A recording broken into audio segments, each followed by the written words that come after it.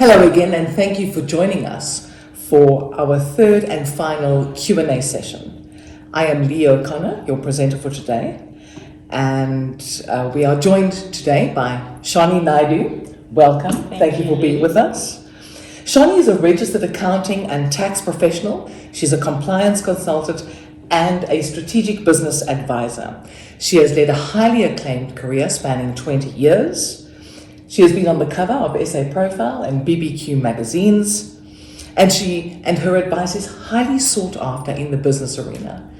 Another accolade that Shani has in her bag of tricks is that she is a master NLP practitioner, and we are so pleased to be chatting around training and skills development today, because ultimately Shani's master's in NLP is the competitive edge in this arena, and this is how we, SME Warrior, Nemesis Accounting and Dial-a-Mula do things differently. Thank you so much, Shani. Thank you very much for that.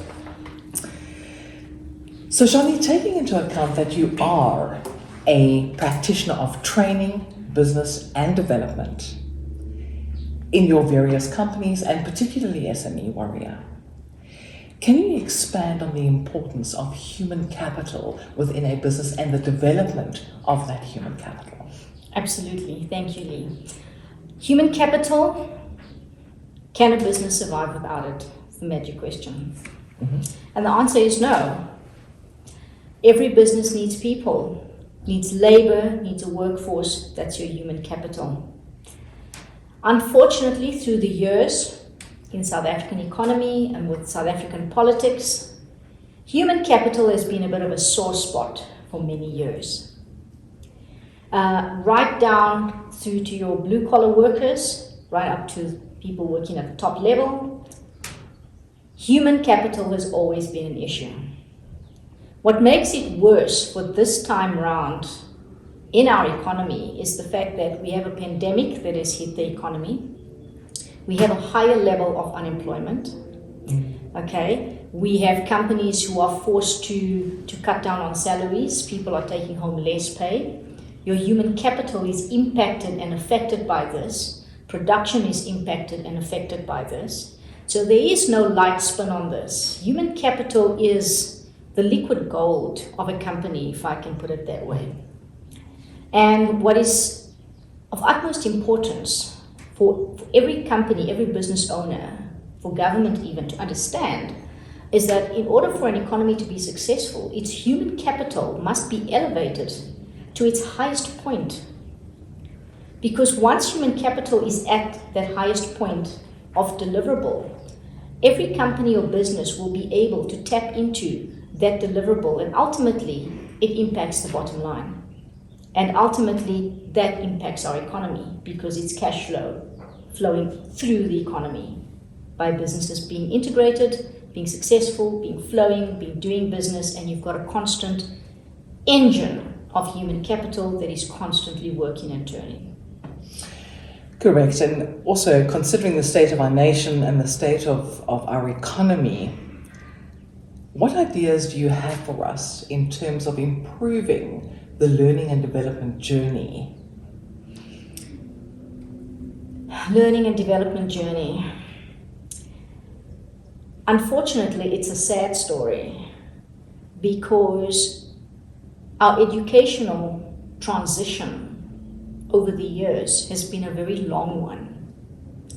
It's also been a very painful one because unfortunately, the educational transition is not having the impact that it's supposed to be having on the output of candidates who are supposed to be the future leaders and the future generations of business owners for this country.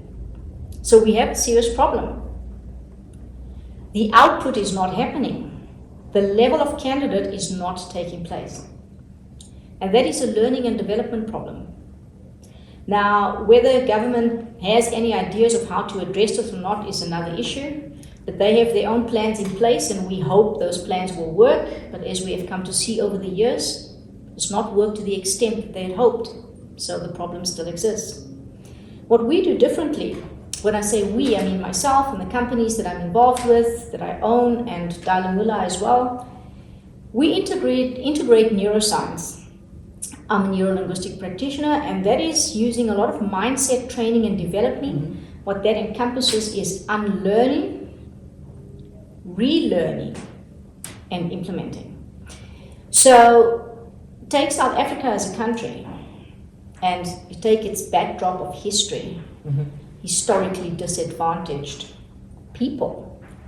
They are the ultimate labor workforce of the country. Okay, call it whatever you like. It is tapping into the sector of human capital. It's where the gold lies for the economy.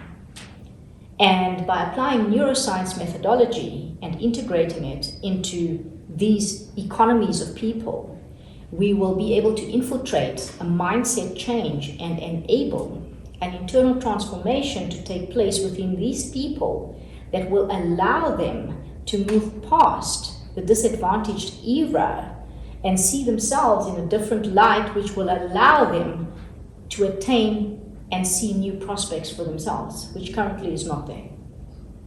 So that means that the new road or the new path to learning is sustainable. It is very sustainable if the path or the roadmap is carved out correctly with the objectives aligned strategically, being the enablement of the individual or the human capital. And how does Dial-a-Mula envisage its contribution toward learning and development? Well, Dial-a-Mula firstly is bringing a basket of value-add products and services to the market, number one. Dial-a-Mula's objective is changing communities, changing people's lives one community at a time.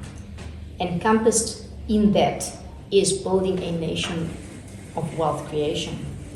Now, wealth creation, lots of people don't understand what wealth creation is, and there are those who do understand what it is. Wealth creation is a process. Wealth creation is something you learn.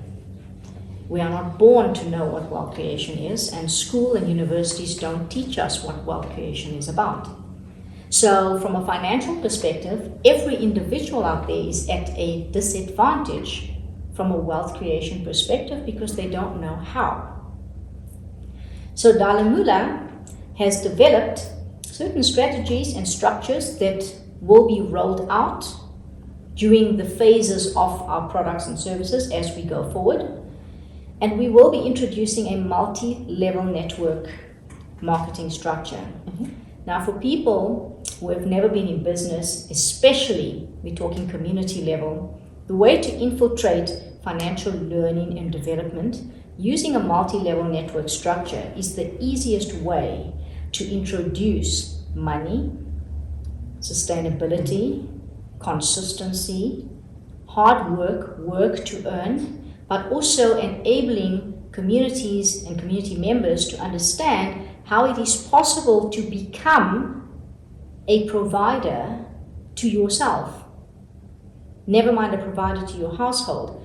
So multi-level network marketing will allow an individual to see this part of themselves that they can work on and develop, and through the multi-level network system, which we will give training on, have Zooms and workshops on, individuals will be able to learn and be exposed to the concept of money, making money, and what wealth creation can be about for them.